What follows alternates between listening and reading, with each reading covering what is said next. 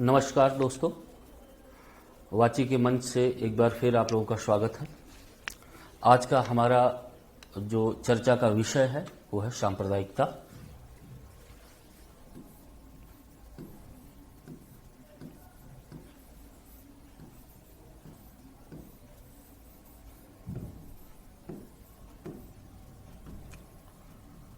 सांप्रदायिकता के टॉपिक को समझने से पहले हम लोग कुछ बातों पे चर्चा कर लेते हैं। उसमें पहली बात यह है कि हम लोग क्या नहीं पढ़ेंगे। पहली चीज जो हम लोग नहीं पढ़ेंगे उसमें नंबर एक इस बात को नहीं पढ़ेंगे कि हम लोग कम्युनलिज्म और फंडामेंटलिज्म पे कोई बात ज़्यादा नहीं करेंगे। दूसरी चीज, सिर्फ इसके ऐतिहासिक कारणों पे ही चर्चा नहीं करेंगे, इसके अन्य पक्षों को भी हम लोग देखेंगे। पढ़ेंगे क्या हम लोग कि सांप्रदायिकता का अर्थ क्या है, इसकी परिभाषा क्या हो सकती है, तीसरा इसका कारण क्या है,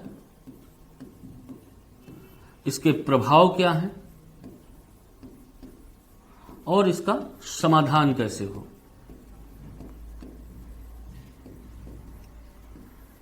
हम लोग बस इन 5 टॉपिक्स पे बात करेंगे और इन सबसे पहले सांप्रदायिकता के बारे में एक सामान्य समझ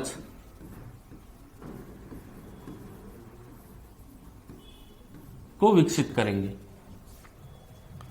तो आप जानते हैं कि इस टॉपिक का जो महत्व है वो परीक्षा की दृष्टि से काफी ज्यादा है।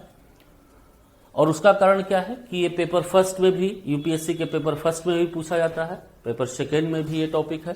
इसके अलावा एथिक्स के पेपर में भी इसका महत्व है और निबंध में तो है ही है, इसके अलावा इंटरव्यू में भी है। तो इन 4-5 एंगल को अगर हम देखें परीक्षा के पॉइंट ऑफ व्यू से तो भी इसका टॉपिक, जो ये टॉपिक है, ये ज्यादा महत्वपूर्ण है। इसके अलावा ये टॉपिक क्यों महत्वपूर्ण है, हमारी आम समझ बने इस मुद्दे पर, इसलिए भी इसको समझना ज्यादा जरूरी है।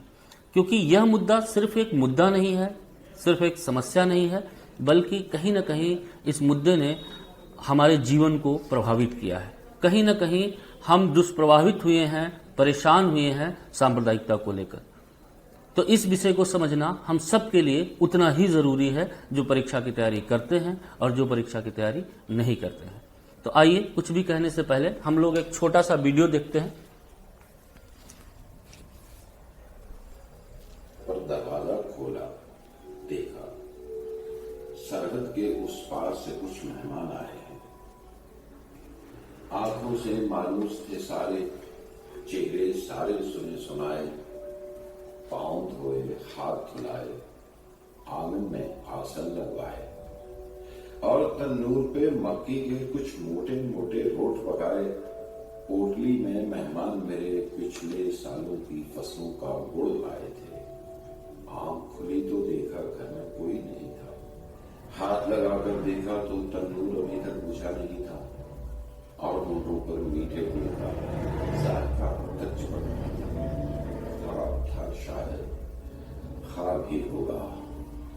सरहद पर कल रात सुना है चली थी गोली, सरहद पर कल रात सुना है कुछ ख्वाबों का खून हुआ है।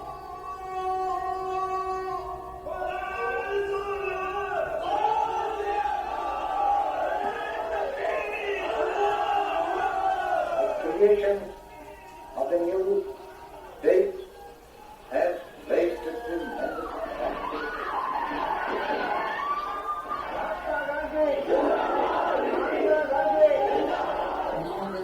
के बाद लाहौर में लगे 10 अगस्त को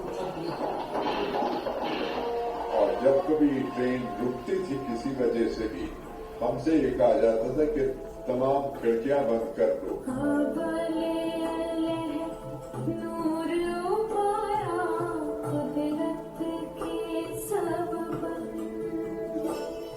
1947 सालों तक चले संघर्ष के बाद मिल रही आजादी की मिठास अभी फिजा में घुल ही रही थी कि बंटवारे से जुड़ी हिंसा ने प्यार के बोल नफरत के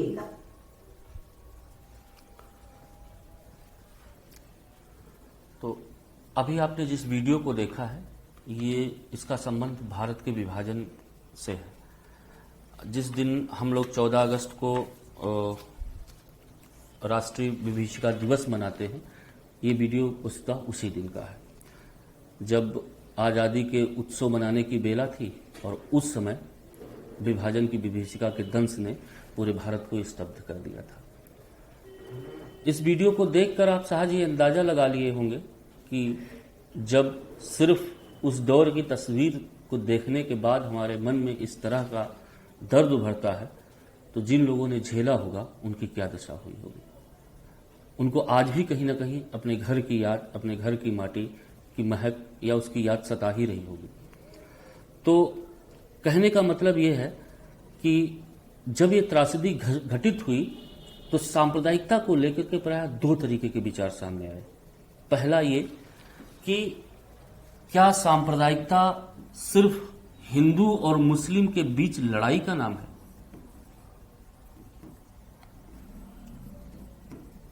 के बीच लड़ाई का नाम है।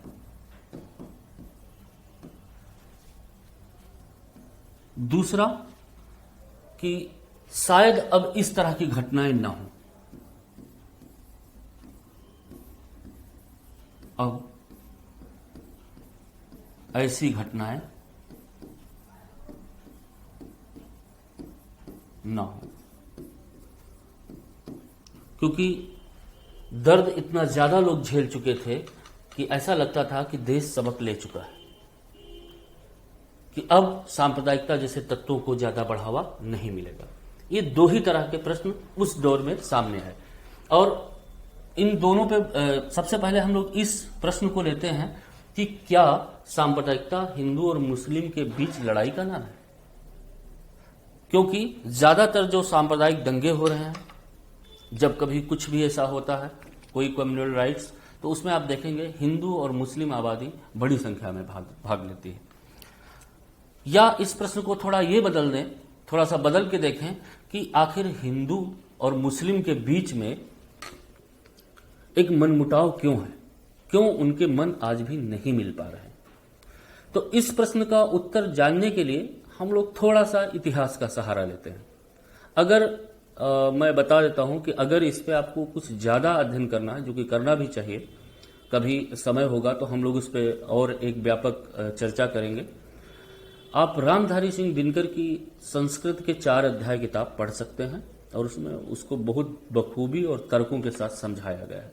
हम लोग सिर्फ एक कारण को समझेंगे कि क्या हिंदू और मुस्लिम के बीच में तनाव का वास्तविक कारण क्या रहा। अंग्रेज कैसे जान पाए कि हिंदू और मुस्लिम के मन में या मन के बीच में एक दीवार है, एक टकराहट है। तो इसको जानने के लिए हम लोग 2 चीजों को देखेंगे। पहली कि इस्लाम का भारत में आगमन कैसे हो रहा है। आप देखेंगे इस्लाम भारत में 2 धाराओं से आ रहा है। पहली धारा ऐसी है जो शासक वर्ग के माध्यम से आ रही है, और दूसरी धारा ऐसी है जो सूफी संतों के माध्यम से आ रही है।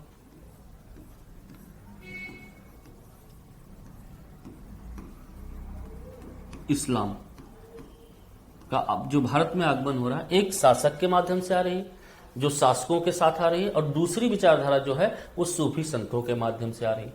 तो सबसे पहले हम ये देखते हैं ये शासक कौन थे। आपने देखा होगा कि ये खास करके तुर्क थे और ये आक्रामक थे,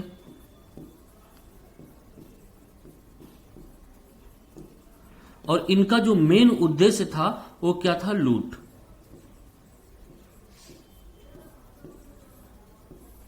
अगर थोड़ा सा और स्पष्ट शब्दों में कहे तो जो शुरुआती दौर में भारत में मुस्लिम आक्रमणकारी भारत में आते हैं, वो वस्तुतः आक्रमणकारी ही थे, लुटेरे थे। उनका धर्म से कोई भी किसी तरह का खास संबंध नहीं था। बस ये था कि ये इस्लाम को मानने वाले तो थे, लेकिन ये इस्लाम को जानने वाले नहीं थे। इसका कारण क्या था कि जो इस्लाम है, जो शुरुआत में मोहम्मद साहब के समय जो प्रारंभ हुआ, वह मानवीय संवेदनाओं से भरा हुआ था। उसमें भाईचारा था, बंधुत्व था, ईमान था, ईमानदारी थी, और कुल मिला के कहें तो मानवता के तत्व उसमें विद्यमान थे। लेकिन इस्लाम की यह छाप जो है इन शासकों पर नहीं थी, और इन शासकों के माध्यम से जो धर्म भारत में आया, जिसको हम लोगों ने जाना, जिसको इन शासकों ने इस्लाम का नाम दिया, वह अपने आप में कातिलाना था या नफरत के योग्य था। जब इन अत्याचारियों के माध्यम से वो आया और जब इन्होंने भारत में अपना शासन स्थापित किया और इनको अपना जनाधार विकसित करने की आवश्यकता हुई, तब इन्होंने इस्लाम का राग अलापना शुरू किया और अपने शासन को स्थायित्व प्रदान किया।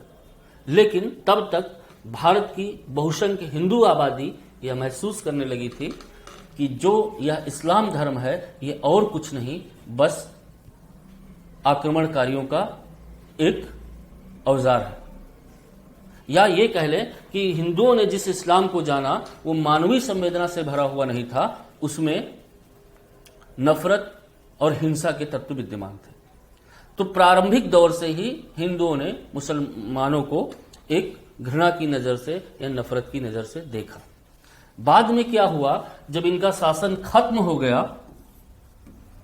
और ये अल्पसंख्यक हो गए और बहुसंख्य हिंदुओं का शासन आया, तो ये अपने आप को एक विजेता जात मानने के बावजूद अपने आप को अल्पसंख्यक और दबा हुआ महसूस करने लगे। तो इनके अंदर एक भय अपने आप डेवलप होने लगा और ये भी जो है हिंदुओं को लेकर के एक शक और नफरत भरी नजर से देखने लगे।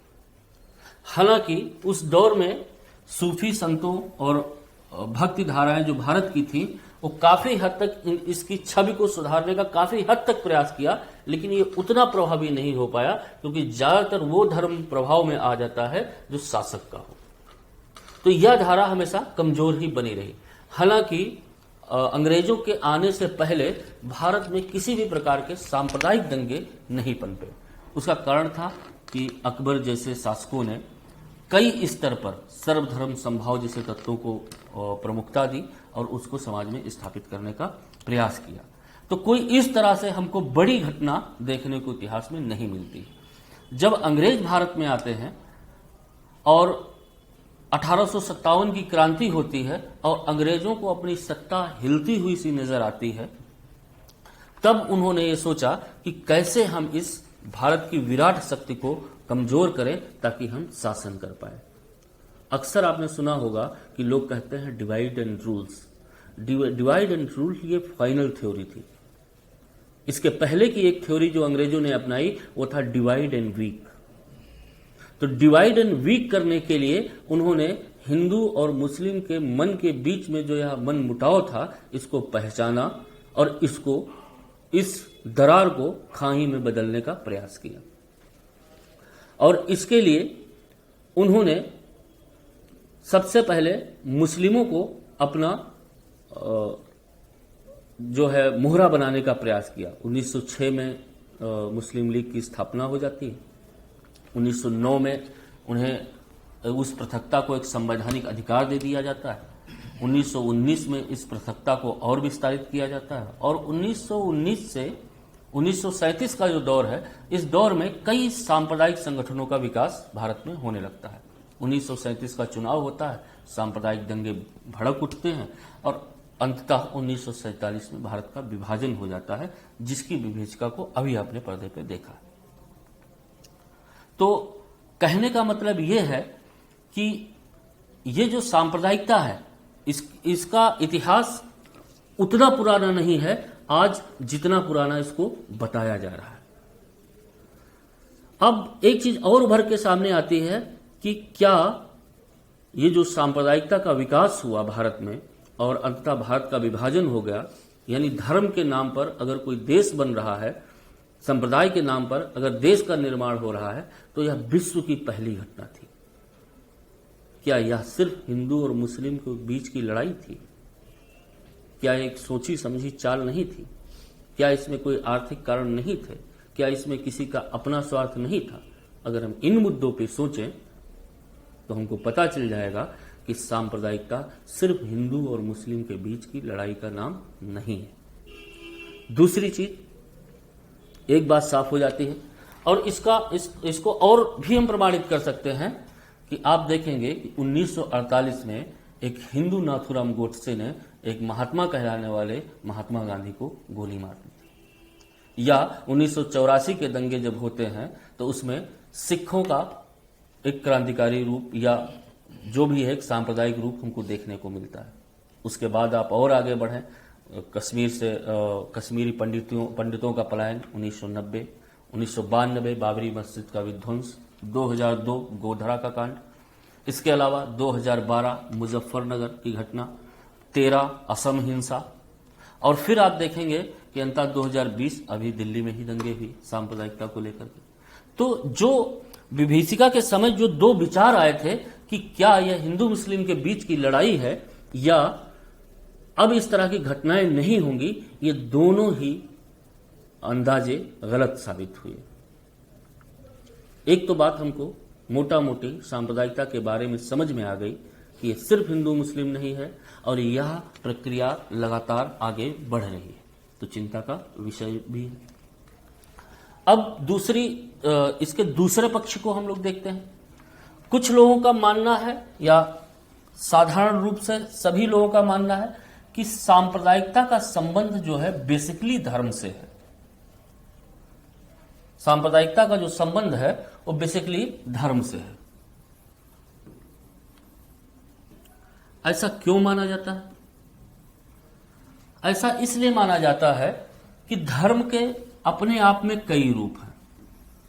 जैसे इस धर्म क्या है, इस बारे में हम लोग धर्मनिरपेक्षता वाले मुद्दे में इस पर डिटेल में चर्चा करेंगे कि धर्म क्या है, धर्म का अर्थ क्या है, परिभाषा क्या है। अभी हम लोग सामान्य रूप से समझ लेते हैं। धर्म के कई अर्थ हैं। पहला आदर्श, दूसरा फर्ज, उर्दू में धर्म के लिए फर्ज वर्ड यूज हुआ है। तीसरा गुण, चौथा साधना पद्धति और लास्ट पंथ या मजहब।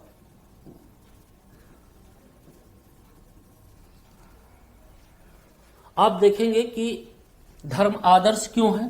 क्योंकि धर्म समाज के प्रचलित मूल्यों का संग्रह होता है और समाज के अगर प्रचलित मूल्यों के अनुसार आप कार्य करते हैं तो वह कार्य धार्मिक माना जाता है और यह कहा जाता है कि आप अपना कर्तव्य सही से निभा रहे हैं। आपका कोई भी काम सही है या गलत, इसका मूल्यांकन कुछ समाज के सर्वमान्य मूल्यों के आधार पर होता है कि आपने सही किया या गलत किया। इस पे हम डिटेल में चर्चा में नहीं जाना चाहते हैं। तीसरा धर्म का अर्थ होता है गुण। जैसे जल का गुण है तरलता या शीतलता प्रदान करना, अग्नि का गुण है जला देना। तो इस तरह धर्म को कई बार गुण के अर्थ में भी प्रयोग किया जाता है। साधना पद्धति, आप किस तरह से ईश्वर की आराधना करते हैं उसके बारे में बात होती है। तीसरा लास्ट जो है वो धर्म का मतलब होता है, वो होता है मजहब या पंथ। मजहब या पंथ, पहले हम ये समझ लेते हैं मजहब या पंथ होता क्या है। किसी एक विचार को मानने वाले लोगों का समूह, किसी विचार को मानने वाले लोगों का संगठन। तो धर्म यहां पर आप देखेंगे कि यह आदर्श रूप है, यह विचारों का विचार है, यह मदर ऑफ आइडियोलॉजी है। आप किसी भी धर्म के हैं उसमें बहुत सारे विचार हो सकते हैं। जैसे हिंदू धर्म को भी अगर माने तो मान लेते हैं कि मुक्ति हम सबका लक्ष्य है। प्रत्येक हिंदू धर्म दर्शन में मुक्ति को मानव जीवन का लक्ष्य बताया गया है। लेकिन आप देखेंगे कि इसके रास्ते कई हो सकते हैं। तुलसीदास जी कहते हैं कि आप भक्ति के माध्यम से ईश्वर को पा सकते हैं और सगुण उपासना कीजिए। शंकराचार्य जी कहते हैं कि ईश्वर निर्गुण निराकार है, आप अपने अज्ञान को खत्म कर दीजिए और मुक्त हो जाएंगे। सांख्य शास्त्र में देखें जिस कैवल्य की बात होती तो उन्होंने बताया केवल उसी के हो जाइए ज्ञान प्राप्त करके और आप मुक्त हो जाएंगे। कोई कहता है नहीं हठ योग कीजिए और मुक्त हो जाएंगे, और कोई कहता है कि नहीं आप यही मुक्त है, मुक्त होने की कोई जरूरत ही नहीं। हालांकि जब हम मुक्ति को, ऐसा भी है कि मैं नहीं मानूं, अगर मैं ना मानूं कि मुक्ति नहीं है तो भी मुक्ति की उपस्थिति दर्ज हो जाती है, क्योंकि अभाव भी एक प्रमाण होता है। जैसे मैं कह दूं कि पेन नहीं होती, तो आप मुझसे पूछिए कि क्या नहीं होता, तो हम कहेंगे पेन। तो जब हम पेन कह ही दे रहे हैं तो इसका भाव तो स्थापित हो ही जा रहा है, तो अभाव भी अपने आप में एक प्रमाण होता है। खैर, हम लोग दार्शनिक मुद्दों में न जाकर के सीधे इस पे बात करेंगे कि आपने देखा कि धर्म तो है कि मुक्ति को मैं मानता हूं, लेकिन मुक्ति मार्ग तक जाने के लिए कई रास्ते हो सकते हैं। किसी को हठ योग वाला आसान लग रहा है, तो किसी को भक्ति वाला ज्यादा आसान लग रहा है। कोई ईश्वर की कल्पना किए बिना मुक्त हो जा रहा है, जैसे कि बुद्ध।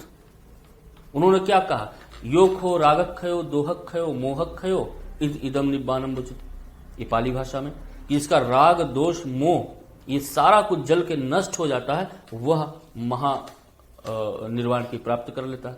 निर्वाण का अर्थ ही होता है बुझ जाना। तो आपने देखा कई तरीके हो सकते हैं। तो यहां पे जो सांप्रदायिकता से जो संबंधित धर्म है, उसका अर्थ हम इस सेंस में लगाते हैं मजहब से।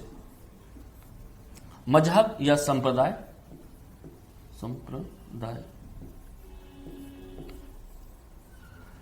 यानी संप्रदाय जो है वो धर्म का एक रूप ही है। अब बात उठती है कि हम लोग इसको मिटा लेते हैं।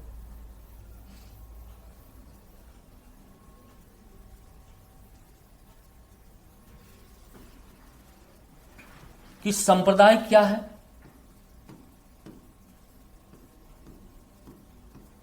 तो आप जान चुके हैं कि एक विचार मानने वाले लोगों का समूह है। अब चूंकि संप्रदायों के मध्य जो तनाव की स्थिति होती है, मनमुटाव की स्थिति होती है, और वही मनमुटाव की स्थिति जब एक लेवल पर आ जाती है तो वह सांप्रदायिकता बन जाती है।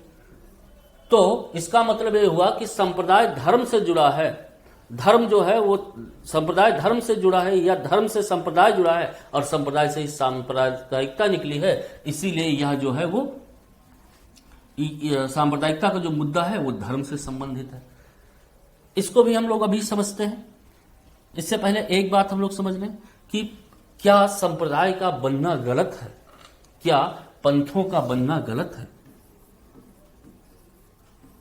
आप लोग जब धर्म और रिलीजन के बीच का अंतर समझते हैं तो उसमें अंतर यही हो जाता है कि यहाँ जो रिलीजन का जो एक्चुअल मीनिंग मेरे हिसाब से होना चाहिए वो पंथ होना चाहिए। धर्म बहुत अलग चीज है। धर्म के अंदर रिलीजन आ सकता है, रिलीजन के अंदर धर्म नहीं आ सकता। धर्म एक व्यापक अवधारणा है। तो यहां पर धर्म का एक संकुचित अर्थ ही लिया गया है, या इस पंथ को भी आप रिलीजन कह सकते हैं। इसलिए भारत के संविधान में धर्म निरपेक्ष न कह करके पंथ निरपेक्षता का कहा गया है। प्रस्तावना में आप लोग पढ़ेंगे। मेरा प्रश्न ये है कि क्या संप्रदायों का बनना गलत है। तो अगर गलत है तो संविधान में फिर इसको रोकना चाहिए था कि आप कोई धार्मिक संगठन नहीं बना सकते हैं, आपको बोलने की भी आजादी नहीं उस बारे में, आप उस बारे में कोई संघ भी नहीं बना सकते हैं। आप अगर कोई संघ बनाते हैं तो हम आपसे जबरदस्त टैक्स लेंगे, आपको हतोत्साहित करेंगे। क्या इस तरह की बातें संविधान में हैं? नहीं। क्यों? कि संविधान की प्रस्तावना में आपको विचार, अभिव्यक्ति, विश्वास और धर्म, इन सब की स्वतंत्रता दी गई है। आप विचार कर सकते हैं, आप अपनी चीज को अभिव्यक्त कर सकते हैं। विश्वास और धर्म, विचार, अभिव्यक्ति, विश्वास, धर्म, एक और अंतःकरण को अपने हिसाब से मानने की, ये 5 तरह की स्वतंत्रताओं की बात की गई है। आगे चल के फंडामेंटल राइट्स में आपको धार्मिक स्वतंत्रता का भी अधिकार दिया गया है। धार्मिक स्वतंत्रता का भी अधिकार आपको दिया गया है। यानी संविधान आपसे कहता है कि आप संप्रदाय बनाइए, संप्रदायों को जिस आप विचार को, आप उस विचार को मानिए, उनका विकास कीजिए और आगे बढ़ाइए, आगे बढ़िए। जिस तरह से आपका मन करे उस तरह से आप अपने संप्रदायों को लेकर के आगे बढ़िए। शर्त इतनी है कि आप संविधान का लक्ष्य मत भूलिए कि व्यक्ति की प्रतिष्ठा करनी है और मानव गरिमा को कभी भी ठेस नहीं पहुंचाना। यानी आप कुछ भी आप विचार करें, लेकिन ऐसा आपका विचार न हो जिससे मानव की मानव का, किसी मानव की प्रतिष्ठा धूमिल हो। क्यों? क्योंकि यह संविधान का लक्ष्य है। तो कोई भी यहाँ पे स्वतंत्रता जो है वो युक्त निर्बंधन से युक्त है, अर्थात उस पर कोई ना कोई कंट्रोल अपने आप में स्थापित है। स्वतंत्रता का मतलब ये नहीं है कि आप किसी को गालियां देने लगेंगे, आप आवारापन के शिकार हो जाएंगे। स्वतंत्रता का मतलब है कि भारतीय मूल्यों के अनुसार स्वतंत्रता, आदर्श और नियमों से प्रतिबंधित स्वतंत्रता। तो यहां तक हम बात करते हैं कि आपने देखा कि संप्रदायों का बनना गलत नहीं है। आप संप्रदाय से जुड़िए, बनाइए, कोई दिक्कत नहीं। और आपने देखा होगा कि इन संप्रदाय से जुड़े हुए लोगों ने बहुत व्यापक स्तर पर समाज सुधार को भी प्रोत्साहित किया। जैसे आपने देखा होगा तुलसीदास वैष्णव परंपरा के, वैष्णव संप्रदाय से संबंधित व्यक्ति हैं और उन्होंने समरस जीवन की बात की है, सोशल हार्मोनी को बहुत ज्यादा ऊपर उठाया। मीरा को आप देखें, वल्लभ संप्रदाय से जुड़ी है और उन्होंने प्रेम का संदेश दिया है। वो कृष्ण के सामने नृत्य कर उठी हैं। अब आगे भी आप देखिए कि मोहम्मद गौस, जिन्होंने हिंदू और मुस्लिम एकता के लिए स्वयं को कृष्ण का अवतार या उनका स्वरूप मान लिया। निजामुद्दीन औलिया, ख्वाजा मोइनुद्दीन चिश्ती, बहुत सारे ऐसे संप्रदाय हैं जिन्होंने सामाजिक समरसता को बढ़ाने का प्रयास किया है। तो इसमें तो कोई दिक्कत नहीं कि आप संप्रदाय बनाइए, संप्रदाय चलाइए, संप्रदाय का विकास कीजिए। मतलब आप अपनी अभिव्यक्ति को किसी भी स्तर पर कर सकते हैं मूल्यों के अनुरूप। अब आप कह सकते हैं कि फिर दीपिका पादुकोण जी के भगवा वस्त्रों पे इतना विवाद क्यों? तो भाई इससे पहले भी गाना आया था, मुझे लगता है कि मनोज कुमार में फिल्माया गया था कि वो चल सन्यासी मंदिर में और तेरा चिमटा मेरी चूड़ियां कुछ मिलकर राग बनाएंगे, इस तरह से। तो मनोज कुमार उसके हीरो जो हैं वो जवाब देते हैं कि नहीं बालिके, तुम्हारे मन में पाप है और हम ऐसा नहीं करेंगे। मतलब वहां पर उन्होंने भगवा पहना हुआ है और भगवा पहनने के बाद वो वैराग्यपूर्ण बातें करते हैं, इसीलिए वो क्षम्य है। क्यों? क्योंकि भगवा का संबंध जो है वो वैराग्य से है। लेकिन शाहरुख खान महोदय जो हैं वो ऐसा करते नहीं नजर आ रहे हैं। वो चतुर्थ पुरुषार्थ की तरफ उनका ज्यादा झुकाव समझ में आ रहा है। तो ऐसे में क्या हो रहा है कि कह रहे हैं कि हम इसका अपमान कर रहे हैं, हम हिंदू धर्म का अपमान कर रहे हैं। क्यों? क्योंकि भगवा जो है हिंदू धर्म के लिए रिजर्व है। सूरज का उगना चाहे वो हो, कल यहां तक बात आ सकती है, या मैं किसी भी उसका विरोध नहीं कर रहा हूं। धर्म की अभिव्यक्ति जो है वो अपनी भावनाओं की अभिव्यक्ति आप किसी रूप में कर सकते हैं। प्रकृति के रंगों को प्रकृति के रंग ही रहने दीजिए। कल को कोई कहने लगे कि काला हमारे धर्म से संबंधित है, आप काला नहीं पहनोगे। कोई कहते नहीं नीला तो हमारे धर्म दर्शन से संबंधित है, आप नीला नहीं पहनोगे। कोई इस्लाम का व्यक्ति उठा और कहते हरा तो पहनना ही मत, क्योंकि फिर दिक्कत हो जाएगी। तो इस तरह ये हो जाएगा कि फिर फिल्में कैसी बनेगी? वस्त्र रहित और रंग रहित बने। और जब ऐसा हो जाएगा तो फिर हो जाएगा कि नैतिकता बाधित हो रही है, मतलब कि बचाव कहीं भी नहीं है। तो कहने का मतलब जो ये धर्म के नाम पे जो तमाशा चलता है और इस तमाशे से जिसको फायदा होता है, सांप्रदायिकता के कई बार सूत्रधार वही खोजबीन के बाद निकलते हैं। तो इन सब बातों से भी सतर्क रहना है कि आजादी अभिव्यक्ति की हो, प्रत्येक धर्म का सम्मान हो। हम भारतीय हैं, हिंदुत्व की परिधि में हैं। हिंदू धर्म एक उदारवादी धर्म है जिसने विभिन्न संस्कृतियों को अपने आप में पचाया है, विभिन्न विकास के अवसरों को उभारा है, राष्ट्रीय एकीकरण में भूमिका निभाया है। इस तमाम तरह की जो चीजें हैं वो हिंदू धर्म की देन हमको मिली हैं। आज भारतीय संस्कृति जिसमें हिंदुत्व का तत्व है, पूरी दुनिया में एक अलग तरीके का रोमांच पैदा कर रही है। लेकिन जब इसको लेकर के कोई संकीर्ण विचारधारा की बात उठती है तो उसके पीछे सिर्फ एक ही मनोवृत्ति काम करती है और उस मनोवृत्ति का नाम है नफरत। तो हमको उस नफरत से दूर रहना। तो यहां पर आपने देखा कि संप्रदायों का बनना गलत नहीं है। फिर प्रश्न उठता है, जब संप्रदायों का बनना गलत नहीं है तो सांप्रदायिकता कैसे गलत हो जाती है? तो इसको लेकर के बिपिन चंद्रा जी ने सांप्रदायिकता के विकास की 6 स्थितियां बताई हैं। बिपिन चंद्रा जी एक माने हुए इतिहासकार हैं और उनके मुझे लगता है उनके नाम से लगभग सभी लोग परिचित हैं। मॉडर्न इंडिया पे बहुत अच्छा काम किया है। तो उन्होंने सांप्रदायिकता के विकास की 6 अवस्थाएं बताई। उन्होंने कहा पहले आप प्रेम करते हैं किसी एक विचार को लेकर के अपने संगठन के प्रति, उसके बाद आप अपने आप को जो है वो बराबर का मान लेते हैं, उसके बाद आप दूसरे को जो है मतलब दूसरे को बराबर का नहीं मानते हैं, फिर आप क्या कहते हैं कि दूसरे से को आप बुरा समझते हैं, और फिर क्या करते हैं नफरत करते हैं, और नफरत करने के बाद आप उसको मिटा देने की इच्छा रखते हैं और लास्ट में आप मिटा देते हैं। बिपिन चंद्रा ने जो 6 स्थितियां बताई हैं, मुझे लगता है सांप्रदायिकता के विकास के लिए मात्र लास्ट की 2 स्थितियां ही महत्वपूर्ण है, क्योंकि किसी विचार के प्रति प्रेम करना सांप्रदायिक विकास नहीं हो सकता। अगर हम इसको माने तो हर व्यक्ति जो जहां भी है वो सांप्रदायिक होगा, यह सांप्रदायिकता के विकास की पहली अवस्था में होगा। तो इसका मतलब यह हुआ कि हम प्रेम ही ना करें, तो ऐसा नहीं है। ये पहला जो स्टेप है वो सांप्रदायिकता से नहीं जुड़ता, दूसरा भी नहीं जुड़ता। हाँ, तीसरे से थोड़ा गहराई आने लगती है, और 4th और 5 जो मिटा मतलब 4, 3, 4, 5, 6 ये जो 4 पॉइंट्स हैं इनके, ये सांप्रदायिकता से जुड़ जाते हैं। या आप दूसरे से नफरत करते हैं, फिर उसको मिटा देने की इच्छा करते हैं, और फिर मिटाने के लिए प्रयत्नरत हो जाते हैं, दंगा हो जाता है। तो सांप्रदायिकता के विकास की ये 3 से 4 अवस्थाएं बताई बिपिन चंद्रा जी ने, कि एक ऐसी स्थिति जब हमारा विचार इतना संकीर्ण हो जाए कि हम आपस में समरसता पैदा करने के बजाय एक दूसरे को नफरत की नजर से देखने लगे और मरने मारने पे उतारू हो जाएं, तो वह सांप्रदायिकता कहलाएगी।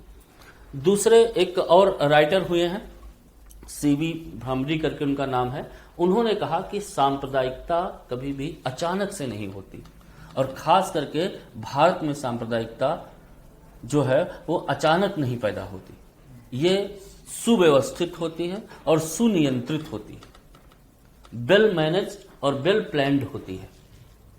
उसके पीछे उन्होंने बताया कि इसके कई स्टेप होते हैं इसकी तैयारी के। पहला स्तर जो इसका होता है वो रिहर्सल का होता है, कि आप तैयारी करते हैं कि सांप्रदायिकता कैसे फैले। किसी को आपने हायर कर लिया कि तुम मस्जिद के सामने जा करके एक शराब की बोतल रख देना या फोड़ देना, या मंदिर के सामने पहुंच करके तुम गाय का मांस डाल देना। तो ये प्रारंभिक स्तर जो है वो रिहर्सल का स्तर है। दूसरे स्तर में क्या होता है कि कुछ इसके व्याख्याकार सामने आते हैं और उस मुद्दे को बहुत ज्यादा हाईलाइट करते हैं। अक्सर आपने टीवी चैनल्स पे देखा होगा कि छोटी सी घटना होती है और लोग तैयार होकर आ जाते हैं कि नहीं ये बहुत बड़ा अपराध है, वो चाहे हिंदू हो या मुसलमान, और उसको हाईलाइट करते हैं और सामाजिक जो शांति है, जो सामाजिक जो समरसता है, उसको तोड़ने का प्रयास करते हैं या उसको हिलाने का प्रयास करते हैं। फिर घटना घटित होती है और तीसरा स्तर आता है जिसमें एक दूसरे पर रोप प्रत्यारोप का दौर चलता है और किसी के ऊपर सारा दोष मढ़ दिया जाता है। तो जिसके ऊपर मढ़ दिया जाता है जनता उससे खिलाफ हो जाती है, और जो मढ़ देता है जनता उसके पक्ष में हो जाती है। इस तरह वो अपनी वोट बैंक की राजनीति करते हैं।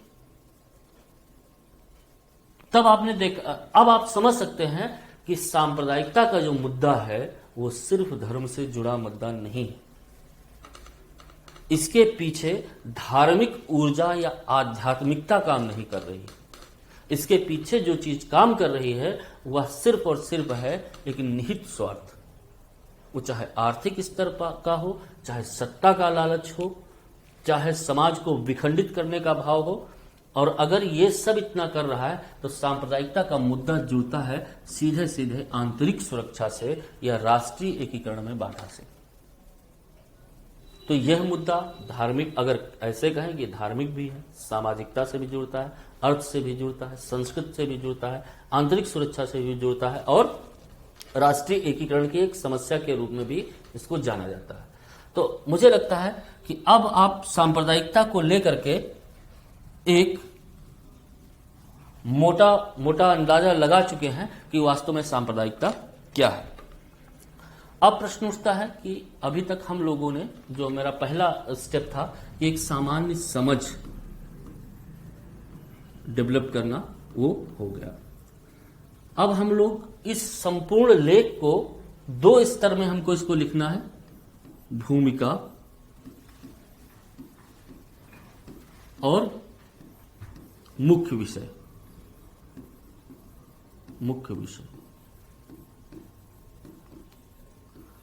उसके बाद हम लोग आ जाएंगे इसके तत्व क्या है, तत्व के बाद कारण, और कारण के बाद प्रभाव, और प्रभाव के बाद समाधान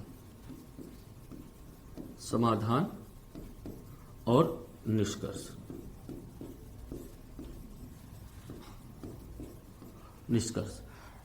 तो ये जो एरिया होगा अब ये बहुत आसान है, क्योंकि हम लोग तत्वों को भी समझ चुके हैं। कारण पे हम लोगों को बात करनी है, प्रभाव पे हम लोगों को बात करनी है, समाधान पे हम लोग बात करेंगे, निष्कर्ष पे बात करेंगे। अब ये भूमिका और मुख्य विषय को कैसे लिखें, अभी तक जो हम लोगों ने जो समझ विकसित की है उस समझ के आधार पे ही हमको इन दोनों पैराग्राफ्स को फुलफिल करना है और कुछ हद तक यहां पे ला करके छोड़ देना है। ठीक है, तो इसको लिखेंगे कैसे, इसको मैं आपको बताता हूं कि जो आपने भाव समझा उसको कैसे कंसाइज करके, कंसाइज वे में आप उसको कैसे लिख सकते हैं। तो इसको आप चाहो तो समझ भी लो और चाहो तो आप लिख भी लो। पहले हमको शुरुआत भूमिका की कैसे करनी है, पहले हम लोग लिखेंगे कि भारत की आजादी के उत्सव के पहले, भारत की आजादी के उत्सव के पहले विभाजन की विभीषिका से निकली पीड़ा आज भी भारतवासियों के आंख से अश्क बनकर छलक जाती है। तो प्रश्न उठता है कि आखिर इसके पीछे कौन था, इसका जिम्मेदार कौन था। कुछ परिस्थितियां थी, व्यक्तित्व की टकराहट थी, निहित स्वार्थ था, गरीबी थी, नासमझी या भूल। अगर इस प्रश्न के उत्तर को सिर्फ एक शब्द में कहना हो तो मैं कहूंगा सांप्रदायिकता। आपकी बहुत सामान्य और छोटी सी एक भूमिका हो गई। फिर आप आगे बढ़िए कि W5H1 का प्रयोग करते हुए, और यह सांप्रदायिकता, दूसरा पैराग्राफ से आप लिखेंगे, और यह सांप्रदायिकता न तो त्रासदियों से रुकी, न ही मात्र हिंदू और मुस्लिम तनाव तक सीमित रही, इसके नित नए रूप सामने आते गए, जिसका प्रमाण है 1984 का। इसका प्रमाण है भारत का विभाजन, फिर गांधी जी की हत्या, फिर 1984 के दंगे, फिर 1990 का कश्मीरी पंडितों का पलायन, फिर 92 बाबरी ध्वंस, फिर आप मुजफ्फरनगर कांड या गोधरा 2002, गोधरा के बाद 2012 मुजफ्फरनगर कांड, फिर असम हिंसा 13, फिर दिल्ली 2020। मतलब ये सारी चीजें जो हैं इसका प्रमाण है। आपने ये बता दिया कि भूमिका में हमने सांप्रदायिकता को हाईलाइट किया, दूसरे में हमने बता दिया कब कहां कैसे फैली। फिर आप अगला पैराग्राफ बढ़िए और लिखिए, इन घटनाओं के मद्देनजर जो एक बात साफ होती है वह यह कि शर्मसार कर रही इन घटनाओं से देश ने कुछ खास सबक नहीं सीखा। दावानल की तरह फैलती सांप्रदायिकता को देखकर यही सवाल मन में आता है कि जिंदगी तू ही बता, दर्द कितना बाकी है, जख्म कितना है अभी, मर्ज कितनी बाकी है। फिर एक कोटेशन देकर आप यहां पर रुक जाइए। फिर आप बताइए कि सांप्रदायिकता का जो सामान्य संबंध है वो धर्म के संकीर्ण महजवी रूप से लगाया जाता है, क्योंकि संप्रदायों के बीच तनाव के मतभेद से ही सांप्रदायिकता को जन्म मिलता है। इतिहासकार बिपिन चंद्रा ने सांप्रदायिकता के विकास के 6 चरणों की व्याख्या संप्रदाय को आधार मान करके की है। यहाँ बाकी और कोई एनालिसिस नहीं करना है कि कितने इनके लेवल से हम सहमत हैं, इतनी बात कह दी। परंतु मजहब नहीं सिखाता आपस में बैर रखना। वैष्णव संप्रदाय के नरसिंह मेहता पीर पराई जानने वाले को वैष्णव मानते थे। वही बल्लभ संप्रदाय की मीरा प्रेम का संदेश देती नजर आती है। तो मोहम्मद गौस, निजामुद्दीन औलिया सामाजिक समरसता के प्रति समर्पित नजर आते हैं। फिर इतनी बात कहकर फिर पैराग्राफ चेंज कर लीजिए। अतः सांप्रदायिकता का सरोकार धर्म से उतना ही है जितना कि राजनीति से, जितना कि अर्थ से, संस्कृत से और समाज से। वास्तव में सांप्रदायिकता एक मनोदशा है जो संकीर्णता, विद्वेष, घृणा, निहित स्वार्थों पर टिकी है, जिसका उपयोग एक सोची समझी चाल के तहत होता है। फिर अगला पैराग्राफ लिख दीजिए, सुनियोजित विचारधारा, इसकी एक सुनियोजित या पीबी भ्रामरी के अनुसार इसकी एक सुनियोजित विचारधारा होती है, जिसमें पहले चरण में मुद्दा पैदा किया जाता है, दूसरे चरण में व्याख्याकारों के द्वारा इसका प्रचार प्रसार और स्पष्टीकरण किया जाता है, और शांति भंग की जाती है, और तीसरे चरण में घटना को अंजाम दिया जाता है और आरोप प्रत्यारोपों का दौर चलता है। फिर अगला पॉइंट लिखे कि सांप्रदायिकता के तत्व क्या है। तो अभी जो मैंने बताया है ये सब मैं आपको लिखित रूप में पेज दे दूंगा, अगर आप चाहें तो वीडियो को थोड़ा धीमा करके आप इन चीजों को सुन सकते हैं। मैंने सिर्फ आज एक आपकी समझ विकसित की है और भूमिका और मुख्य विषय को थोड़ा सा टच किया है। अगला टॉपिक जो होगा, अगला एपिसोड जो होगा क्लास का, वो उसमें हम लोग इन 4-5 मुद्दों पे बहस करेंगे, और इसके लिए जरूरी है कि अगर आप चैनल को सब्सक्राइब कर लेते हैं तो ये चीजें आपको तत्काल रूप से उपलब्ध हो जाएंगी। बाकी आज की मुलाकात बस इतनी। जय हिंद, जय भारत।